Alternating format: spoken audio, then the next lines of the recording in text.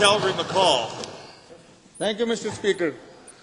Last election, the Alberta Liberals ran on a platform to help new Canadians settle in Alberta by expanding government services in more languages. In light of new Canadian census data, almost one-fifth of people living in Calgary and Edmonton now speak a language at home other than English or French.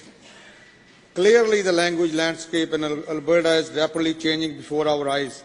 To the Minister of Service Alberta, will the government follow the Liberal lead and create a telephone translation line for all government services to help new Albertans navigate through the system?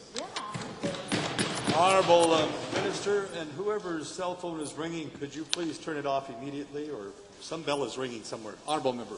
Thank you very much, Mr. Speaker. Mr. Speaker, the Government of Alberta attempts in many ways to reach out to Canadians regardless of the language they speak. For example, in our health services, we have translation services available for a multitude of languages.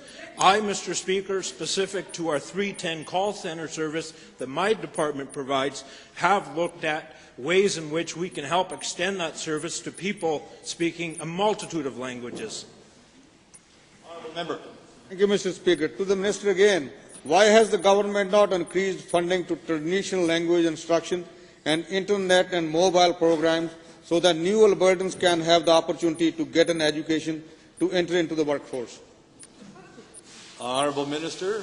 Thank you, Mr. Speaker. Mr. Speaker, first of all, my department is not the one that deals with settlement services, but regardless, I'd be very happy to take this question. The fact is, our government is a government that's committed to welcoming new people from all over the world, Mr. Speaker, and we understand the fact that Albertans today, Alberta students today, Alberta citizens today, play a role in helping facilitate Alberta's connection to many jurisdictions, whether that be China, India, the Philippines. Mr. Speaker, we're reaching out and bridging with many other jurisdictions. Thank you, Mr. Speaker. Now to the Minister of Human Services. Why is this government ignoring untapped human resources by failing to quickly recognize foreign credentials to meet the needs of industry and ensure all Albertans can reach their full potential? Honourable Minister of Human Services or Enterprise? Enterprise and Advanced Education? Our department is responsible for recognizing credentials, both provincially, internationally, and we're working with our colleagues in the federal world and the national world to make sure that we are being responsive to the needs of our growing workforce here in Alberta.